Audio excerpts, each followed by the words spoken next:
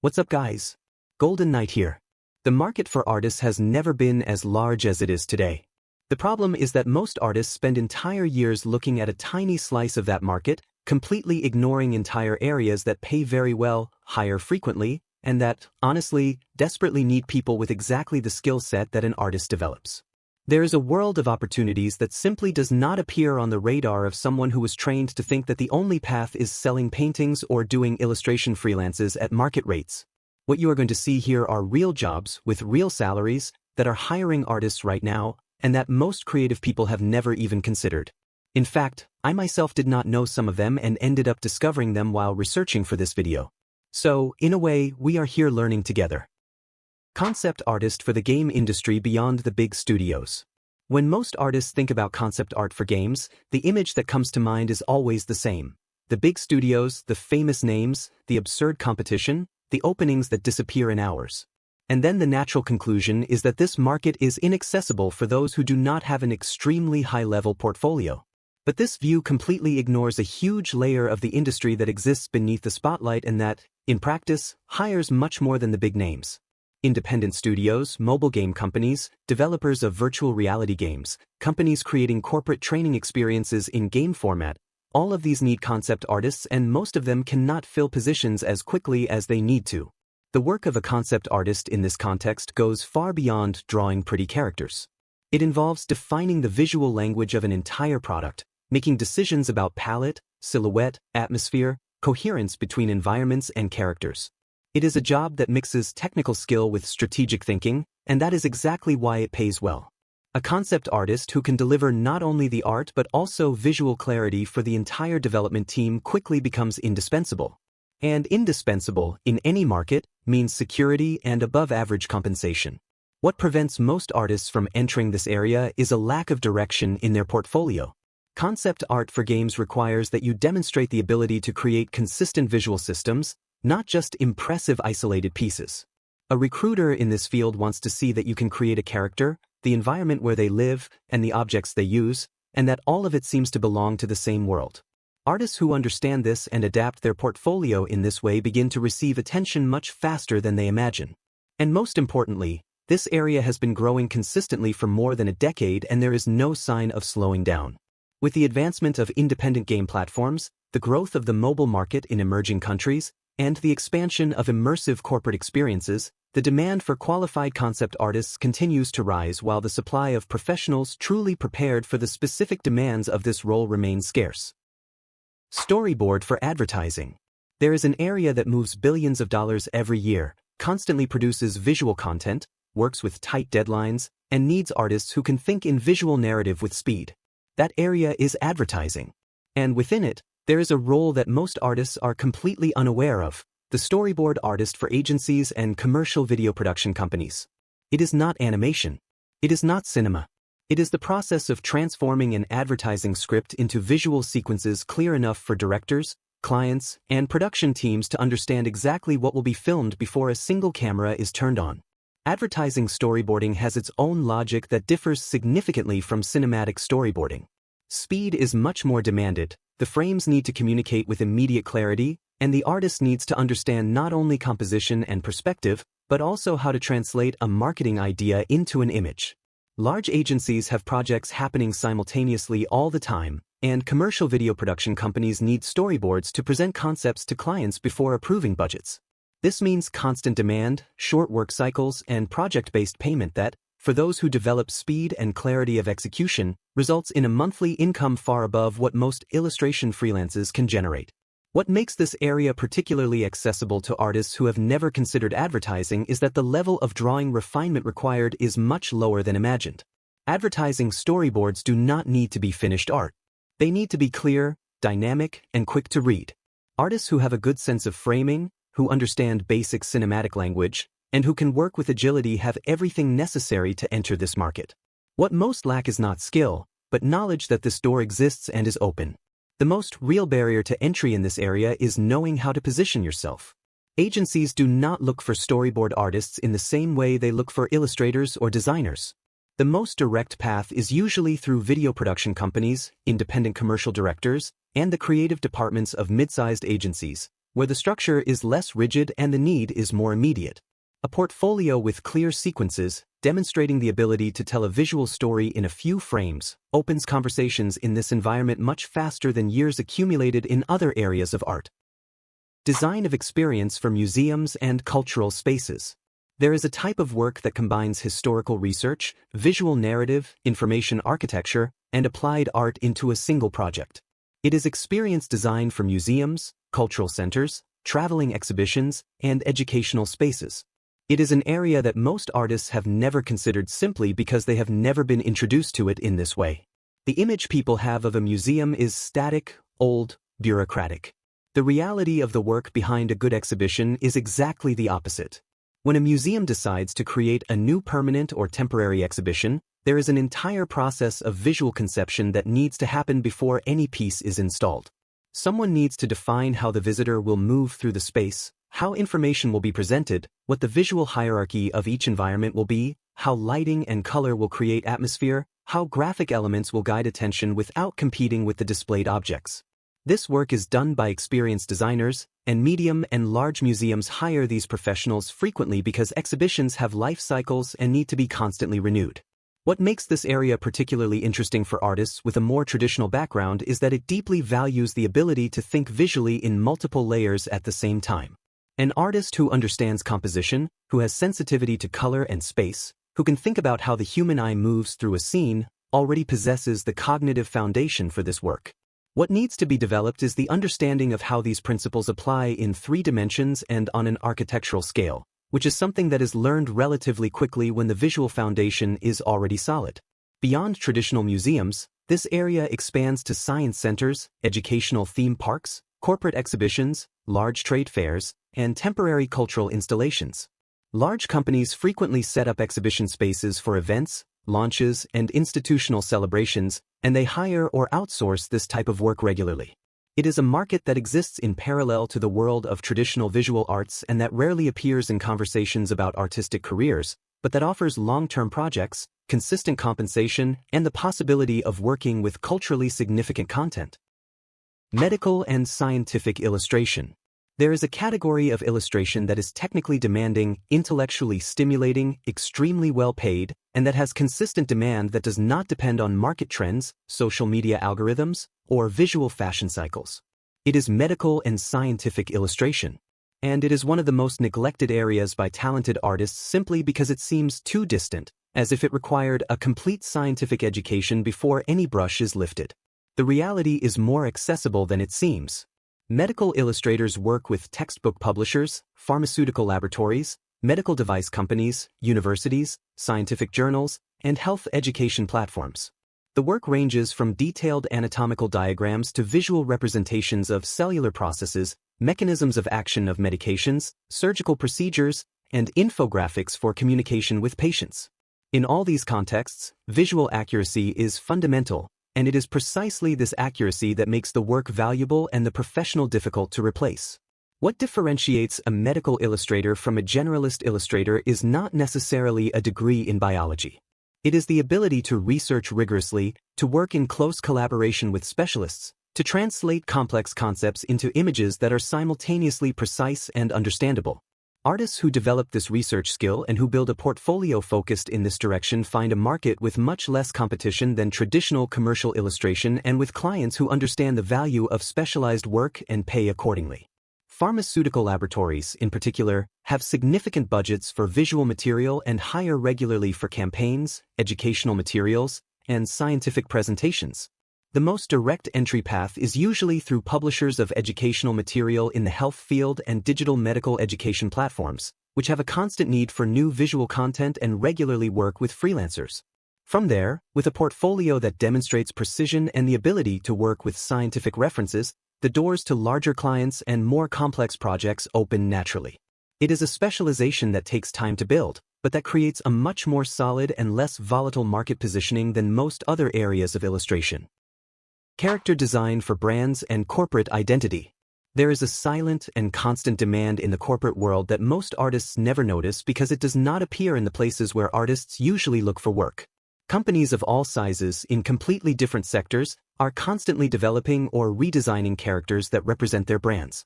corporate mascots, characters for apps, avatars for digital platforms, illustrated figures for internal communication campaigns, characters for employee onboarding educational materials.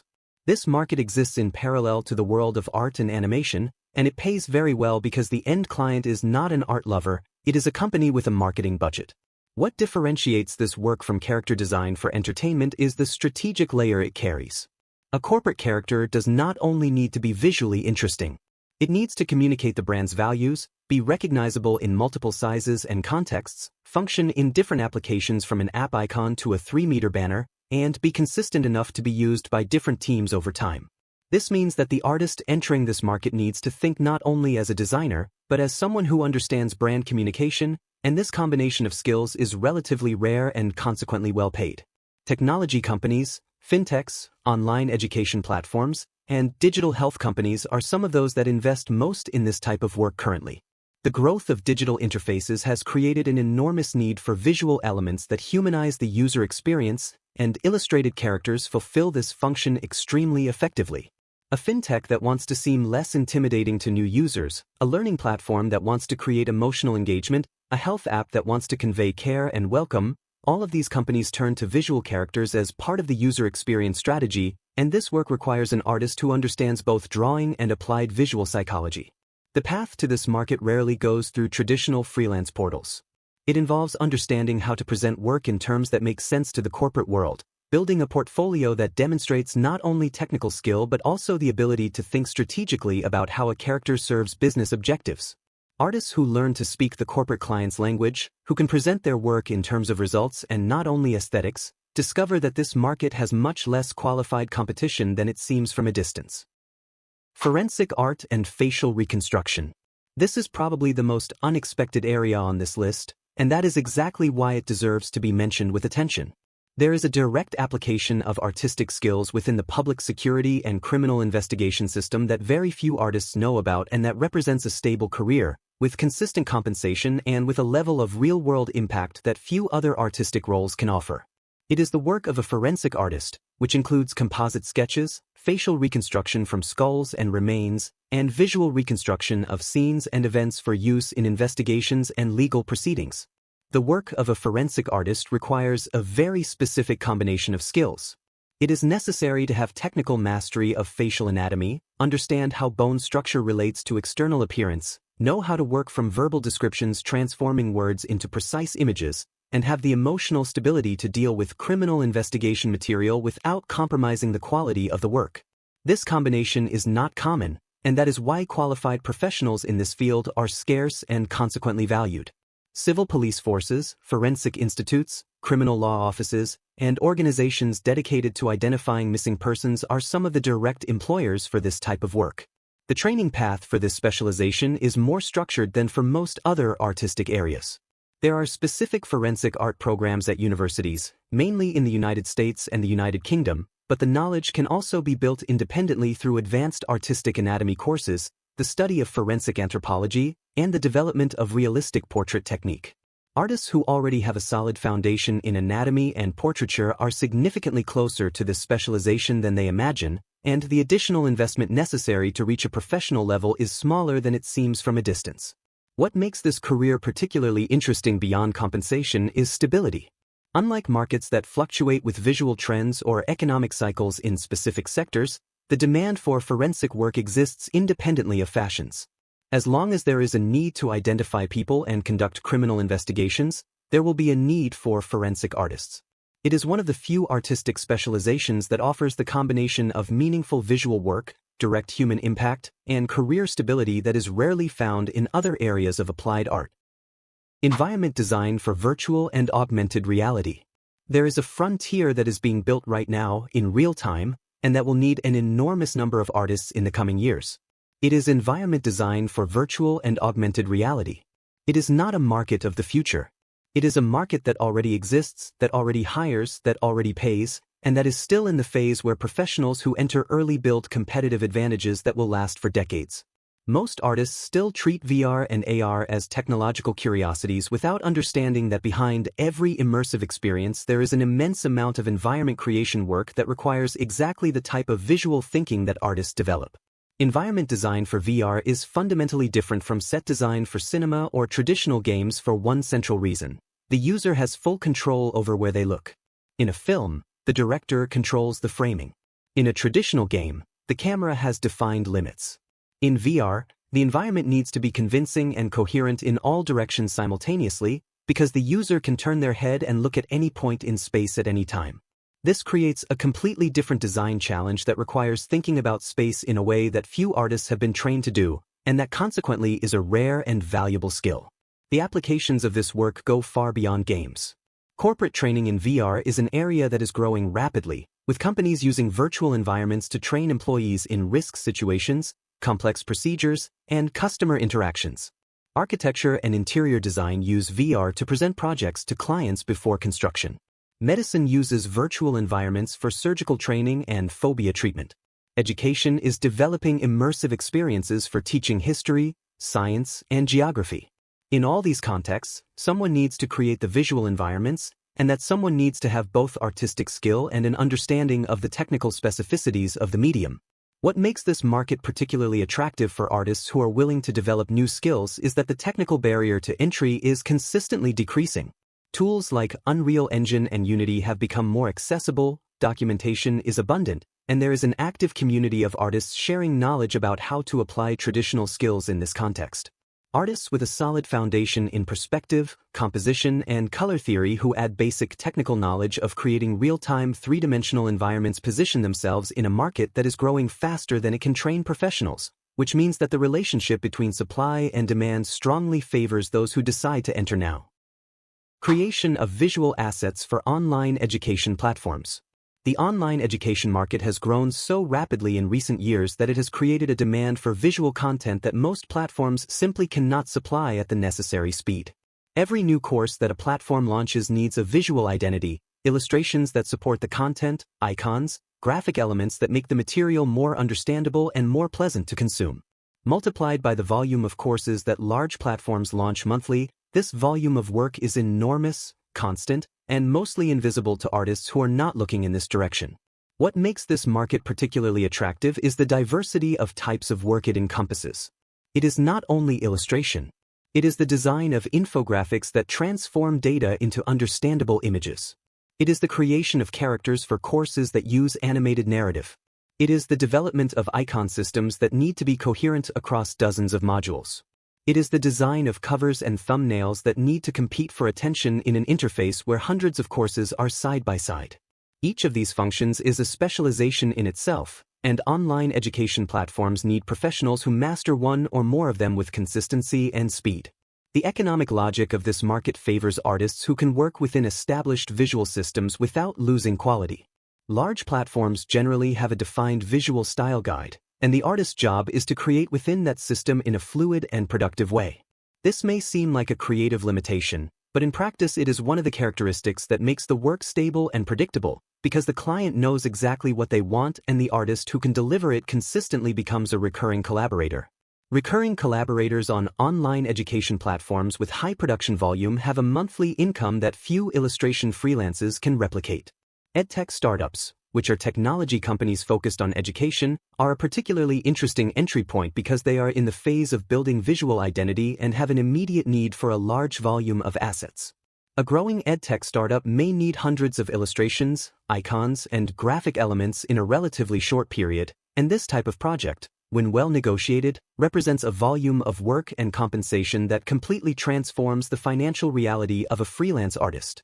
The path to finding these opportunities involves monitoring the education startup ecosystem, building a portfolio that demonstrates the ability to work at scale without losing consistency, and presenting work in terms of visual systems and not only individual pieces. Art and design for board games and illustrated physical products. There is a market that has grown surprisingly over the last decade and that most digital artists completely ignore because it seems outdated or too niche to be worth attention. It is the modern board game market, which includes collectible card games, strategy games, narrative games, and the entire category of physical products that depend on illustration and visual design to exist. This market is not small. It is a sector that moves billions of dollars globally, that has an extremely engaged consumer base, and that has a demand for quality art that often exceeds the supply of artists willing to work in it. Artwork for board games is diverse and technically demanding in specific ways. Card illustration requires the artist to create images that function in a small format, that communicate visual information quickly, and that maintain consistency within a set that may have hundreds of pieces. Board design requires thinking about how the player will interact with the visual space for hours, how functional information and aesthetics integrate without creating confusion. The creation of boxes and marketing materials for games requires understanding how the product will compete on a physical shelf or on a crowdfunding page where the first visual impression is decisive for the purchasing decision. Crowdfunding platforms have completely transformed the dynamics of this market. Independent creators who previously needed publishers to release games now launch projects directly to the public, and many of these projects raise amounts that would previously have been impossible for independent productions. This has created a new type of client for artists, the independent game designer with a real budget, who needs quality art to make their project competitive on a platform where visual quality is one of the most determining factors of success. Artists who understand this ecosystem and who build relationships within the game design community find a constant flow of projects with clients who genuinely value visual work. The most interesting aspect of this market is the longevity of the work. An illustration created for a successful board game continues generating value for years, because the game continues to be sold, because expansions are produced, because the visual universe expands. Artists who work on established game franchises build a long-term relationship with the client that goes far beyond a single project. And for artists who are interested in developing their own properties, the board game market offers a path to monetizing creative universes that is more accessible and less dependent on complex technological infrastructure than most other forms of entertainment. Art and design directed toward therapy and mental health. There is an intersection between art and health that is growing consistently as a professional field and that creates real opportunities for artists who are interested in work with direct human impact. It is the field of art therapy and the design of materials for mental health, which includes everything from working as a certified art therapist to creating visual products, books, apps, and materials that support therapeutic processes and emotional well-being. This field exists at the frontier between applied art and health, and it is exactly this frontier position that makes it invisible to most artists who think about careers in terms of purely creative markets. Art therapy as a certified profession requires specific training in psychology and in the therapeutic application of artistic processes, and it is a career with growing demand in hospitals, mental health clinics, schools, rehabilitation centers, and organizations that work with vulnerable populations. But beyond clinical art therapy, there is an equally significant adjacent market that does not require therapeutic certification and that is directly accessible to artists.